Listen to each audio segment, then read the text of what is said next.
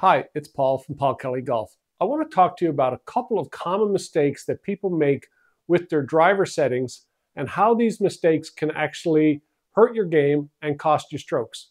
So stay tuned, this will only take a minute. And folks, if you like the content on this channel, please hit the subscribe button, the like button. Feel free to leave a comment, share with your friends, or ask a question. I will get back to you and it will help the channel grow. So almost every driver today has an adjustable hosel or an adjustable sleeve. Now, what I'm going to do is I'm going to take Callaway, for instance, and I'm going to go through theirs to kind of show you a little bit about the common mistakes that I see, especially as a fitter and especially as a repair person, that people coming in with their drivers set up wrong. And when I explain to them, they go, oh, that would explain a lot. So stay tuned. So mistake number one that I see a lot of, especially when people bring their clubs into me to get repairs or regripping, and I look at them, is that they don't have the adapter on straight, especially with Callaway. Is that on Callaway, we have a white line on the top and a white line on the bottom of the adapter and the head. Now, they have to be lined up, and the inner circles can spin and rotate to give you your settings.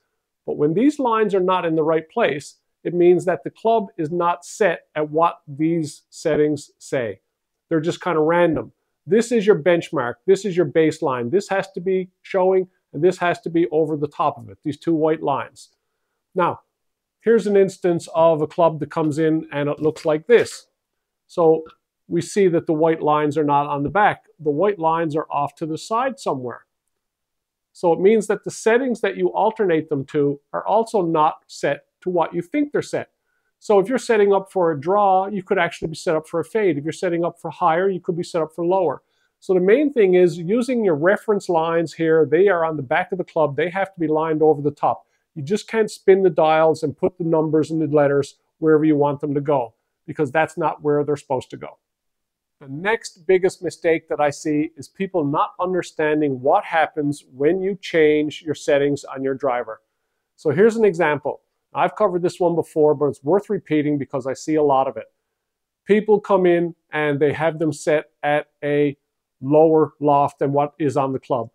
Callaway, for instance, this S on the club, this means stated, which means that when it's on S, it's set to the stated loft of what's on the head. Now, when you come in and you have your lofts lowered here, so it's on -1 or -2 on some clubs, then what that is, it's lowering the loft, but that also opens the face. So I see this a lot with people who say, well, I lowered the face because I was hitting a slice. Well, when you lower it, you open the face. So if you're fighting a slice or you're trying to stop a really high ball by lowering the loft, sometimes that high ball that you get will go higher because you have opened the club face more, which then adds loft. So sometimes lowering the loft can actually add elevation to your ball. I know it seems counterproductive, but that's how it works. When you lower the loft, you open the club face a little bit. When you raise the loft on a club, you actually help close the club face a little bit.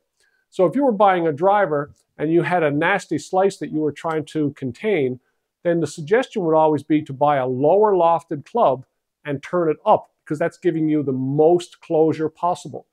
So understand how your cogs work, understand how your settings work. If you lower a loft, you open the club face. If you increase the loft, you help close the club face a little bit.